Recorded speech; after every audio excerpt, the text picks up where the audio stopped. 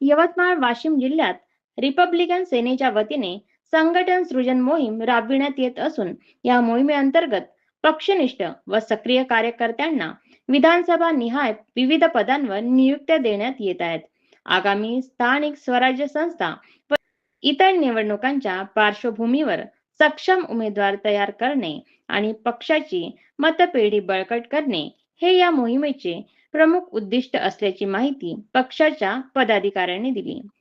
यवतमाळ वाशिम लोकसभा अध्यक्ष सुनील पाटील चिंचोळकर यांच्या अध्यक्षतेखाली दिग्रस विधानसभा क्षेत्रात पक्षप्रवेश व नियुक्ती सोहळ्याचे आयोजन करण्यात आले.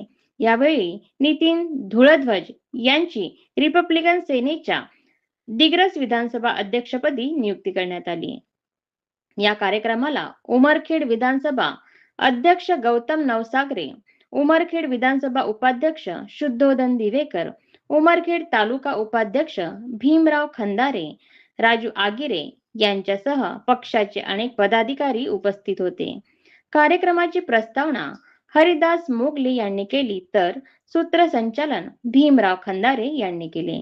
अध्यक्षीय भाषणात सुनील पाटील चिंचोळकर यांनी सांगितले की यवतमाळ वाशिम जिल्ह्यातील जिल्हा परिषद व पंचायत समिती निवडणुकाच्या पार्श्वभूमीवर पक्षाची सशक्त संघटनात्मक बांधणी करण्यासाठी नियोजनबद्ध रणनीती आखण्यात येणार आहे.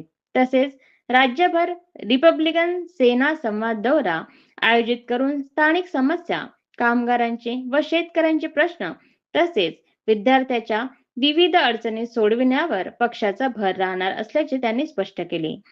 याच कार्यक्रमात संदीप बिडवाल यांची विधानसभा उपाध्यक्ष, लक्ष्मण भेगले यांची सचिव आणि प्रेषित बेलखेडे यांची संघटक म्हणून नियुक्ती करण्यात आली. याशिवाय दारव्हा, दिग्रस व नेर परिसरात अनेक कार्यकर्त्यांनी रिपब्लिकन सेनेत प्रवेश करून पक्षाला पाठिंबा जाहीर केला. कार्यक्रमाला स्थानिक पदाधिकारी, कार्यकर्ते व नागरिक मोठ्या संख्येने उपस्थित होते. सर सेनानी आनंदराज आंबेडकर साहब तुम आगे बढ़ो, हम तुम्हारे साथ हैं। एडवोकेट अमन आनंदराज जी आंबेडकर साहब तुम आगे बढ़ो, हम तुम्हारे साथ हैं। प्रकृति शेडे साहब तुम आगे बढ़ो, हम तुम्हारे साथ हैं।